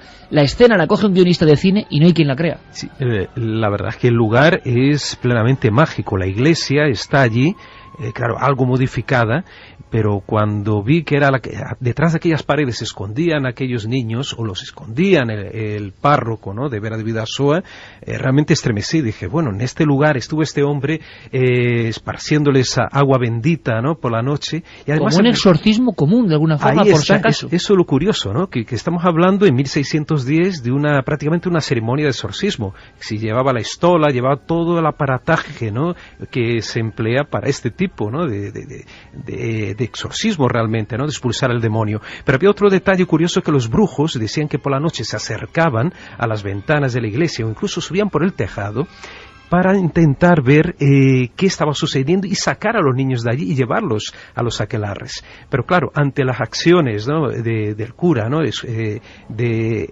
expulsar, ¿no?, todas esas criaturas malévolas, ellos no podían entrar, no conseguían entrar estos brujos y los niños se quedaban allí. Pero lo curioso que contaba Ainhoa es que justamente, aún estando allí, los niños decían que habían estado en aquelarre como si hubieran sido teletransportados, ¿no? Una imagen del shock emocional que se vivía a nivel global en España de aquel tiempo, y yo no sé si tenéis datos, compañeros, si hay una similitud con lo que ocurrió en otros países de Europa en aquel momento, porque los datos que tenemos, los que no sabemos del asunto, es que en Alemania, en el Reino Unido, en el norte de Europa, las quemas incluso de niños, nos hemos llevado la mala fama los españoles como siempre, pero fueron multiplicadas por 10 con una represión muchísimo más brutal, y ahí sí que hubo muchos procesos incluso más crueles que los que hay en España contra niños brujos. Incluso en Portugal hubo muchos más casos, en Portugal y en las colonias portuguesas. En Brasil, por ejemplo, la Inquisición actuó de una manera terrible, ¿no? Tenemos casos, por ejemplo, investigados en Bahía, realmente de quema de personas, que quemaron personas en Salvador de Bahía. Eso es inconcebible. O incluso en Goa, en la India, que fue brutal la represión. Hubo estudios de franceses, de investigadores franceses, mostrando, digamos, el desbarajuste, una cantidad exorbitada de personas que fueron condenadas en Goa, en esa antigua colonia portuguesa en India. Y eso es muy poco conocido. Claro, la leyenda negra se cebó sobre España, pero en Francia, como has dicho, o incluso en Alemania, los números eran muy superiores a lo que es de aquí. Y además, el famoso Malleum Maleficarum, ¿no?, el famoso libro no fue escrito aquí en España, sino fue escrito, si no me equivoco, en Inglaterra. O sea, fueron los mismos ingleses que provocaron una de las mayores atrocidades de la historia, usando un libro para acusar a las brujas o para detectar dónde estaban estas brujas. Sí, porque por ese libro todos hubieran sido brujos, vamos, era, claro, era sensacional. Además, fíjate lo que decía antes Pablo sobre sobre el miedo que tenían las madres, los familiares a que las brujas, los brujos se llevaran a los niños por las chimeneas. Bueno, pues en gran parte del norte de España todavía sigue habiendo en las chimeneas de muchas casas las atrapabrujas.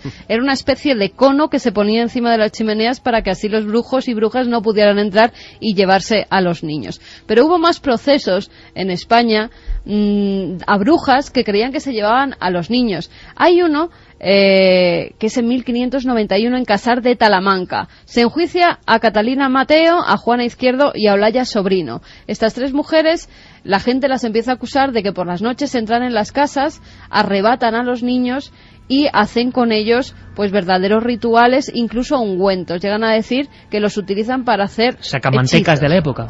Exactamente. Y fíjate, no lo pueden demostrar en ninguno de los casos. La sentencia se queda en una adjuración de Levi, unos cuantos latigazos, 200 latigazos a cada una, pero sí que es cierto que ellas declaran, después de ser atormentadas por gente del Santo Oficio, después de someterlas a torturas, ellas dicen que sí, que entraban, que volaban por los aires, entraban en una casa, ponían dormideras debajo de las almohadas de los padres, sacaban a las criaturas y los mataban con violencia. En algunos casos incluso llegaron a decir que sacaron de la cama a un niño al cual le tiraron todas tres de su miembro hasta que éste murió. En el caso de la adolescente catalana Magdalena Duer, que muchos dan, en todo Internet aparece como sacrificada por el Santo Oficio, última bruja quemada por el Santo Oficio, y yo creo que por la investigación que estamos haciendo no está tan claro, pero sí que interviene en un proceso donde sacan a otro niño el hígado con las propias uñas, ellas, según los legajos, cosa que es de una crudeza terrible y que demuestra cómo estaba el patio brujeril en aquella época. Sí, ahora que mencionaba las almohadas, precisamente, Carmen, hasta hace relativamente muy poco en la Asturias rural, en la región de los Oscos, por ejemplo, era costumbre debajo de la almohada de los niños colocar un ramillete de ruda que se decía que protegía contra las brujas e impedía ese potencial secuestro. Y en cuanto a lo que decías de Alemania y otros países, los niños sobre todo tuvieron una importancia brutal como denunciantes. Es decir, pero con una proporción que no nos podemos ni imaginar, posiblemente cercana al 50% de los procesos efectivos que llevaron a quemar a alguien en esos países. Un dato, Santi, creo que hay 1.400 niños declarantes que envían gente a la hoguera en nuestro país solo en el siglo XVII. Sí, sí, porque además los inquisidores, especialmente curiosamente los inquisidores protestantes, tenían especial maña para acceder a los niños de sus catequesis, etcétera, etcétera, y sonsacarles y conducirles realmente hacia donde ellos querían, que era hacia una confesión de que fulanito o menganito había llevado a cabo prácticas brujeriles en su presencia, ¿no? Con lo cual la importancia como denunciantes es tremenda. ¿Os imagináis brujas y brujos de 9 años? Es que esto es un poco fuerte. Pues aparecen en los legajos oficiales que nos lee y nos cuenta Inés Sainz. Entre los presos había 2 niñas de 9 y 10 años, las hermanas Mari Joan y Miguela del Chorro, sometidas al mismo trato que los demás.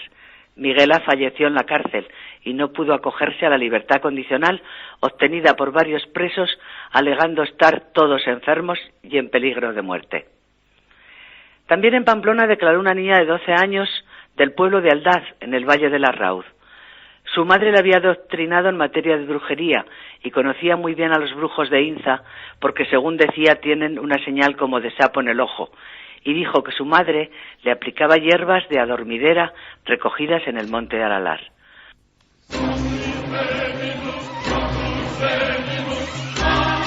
Ahora mismo Javier, con el milagro de la tecnología digital, ha hecho que surja la pintura negra de Goya, la invocación, y es muy difícil primero explicar con palabras, a pesar de que la radio sea mágica, la fuerza en que se metió Goya. Goya vio perfectamente en la Quinta del Sordo aquelarres como ese, pero la negrura que alcanza el macho cabrío, el espectacular manto que lleva, negro como la noche, como el infierno, como el demonio, y al otro lado de la pintura, esa especie de mujer que acompaña en un ritual terrible que debió producirse 1.000 veces en nuestro país.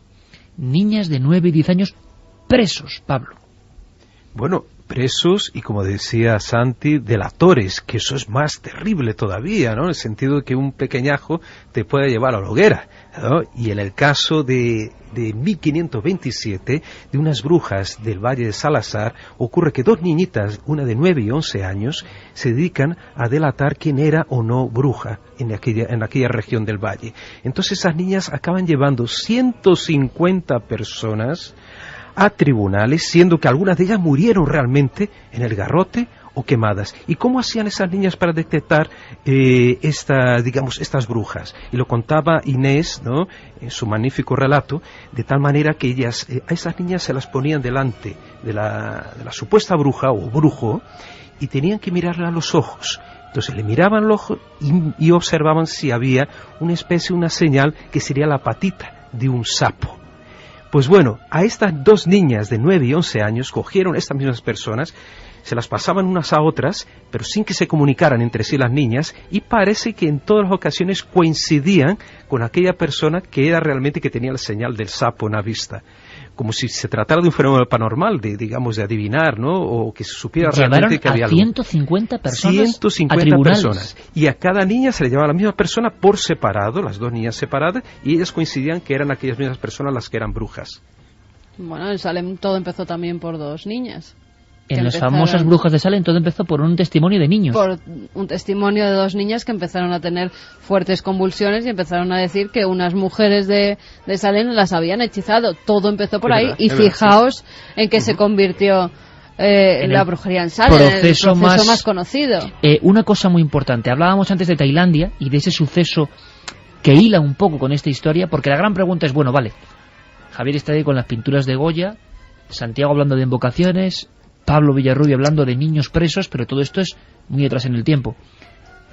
La brujería ha cambiado de disfraz, ya no tiene el mantón negro, quizás en algunos grupos más arcaicos, pero donde nos llegan noticias escalofriantes es, por ejemplo, estos ritos donde se utilizan fetos como ya dibujaba Goya y que pensábamos que podía ser leyenda urbana, y habrá mucho leyenda urbana, pero es verdad que en Tailandia han aparecido 2000 fetos, contamos la historia, en un templo. Carmen. No sé si esto es brujería moderna o qué es, pero esto ha pasado esta semana. Sí, ha pasado esta semana y por eso no hay todavía mucha información confirmada, porque la están dando con cuentagotas. En un templo en Tailandia, los vecinos empezaron a quejar por el terrible hedor que salía de algunas de las partes de ese templo. Empezaron a investigar y en un principio encuentran 173 fetos de niños metidos en bolsas.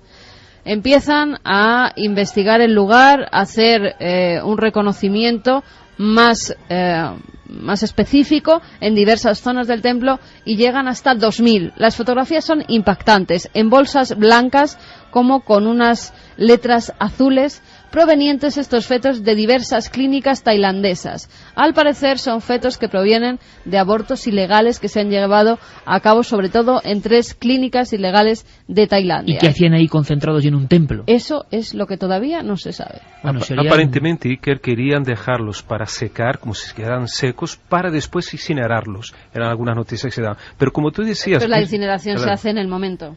Y en este no acumulan 2000 fetos. Debe tener algún sentido realmente mágico, además dejarlo por detrás de un templo, ¿no? Algún sentido mágico debe haber oculto, ya que ellos pensaban dejarlo ahí secar y después incinerar. Pero como dice Carmen, ¿con qué sentido, no? Digamos, no tiene un sentido práctico, y sino un sentido mágico en este caso. Bueno. Pero fíjate, todo esto no es nuevo, Iker. Yo me he quedado muy impactada al ver cómo en España se hacía muñecos vudú en el siglo XVII. En 1665, un auto celebrado en Córdoba los días 29 y 30 de junio de ese año. La víctima o la procesada es María Jiménez de Jesús. Ella dice que es bruja desde los 3 años, también es una persona ciega. ¿Y sabes lo que hacía para hechizar a las personas que le habían hecho algún tipo de mal a lo largo de su vida? Porque ella se la empezó a llamar la Beata Ciega, porque entró en diversos monasterios, al final la echaron de todos ellos, al parecer tenía relaciones sexuales pues con gente que tenía que ver con el convento y por eso era expulsada sistemáticamente, y ella lo que hacía para hechizar a las personas que habían ido en su contra era hacer muñecos de cera y clavarles alfileres. ¿Esto en qué año? En el año 1642 es cuando sale su juicio. vudú en la España del siglo XVII. No es mal asunto, no es mal programa, ni mucho menos.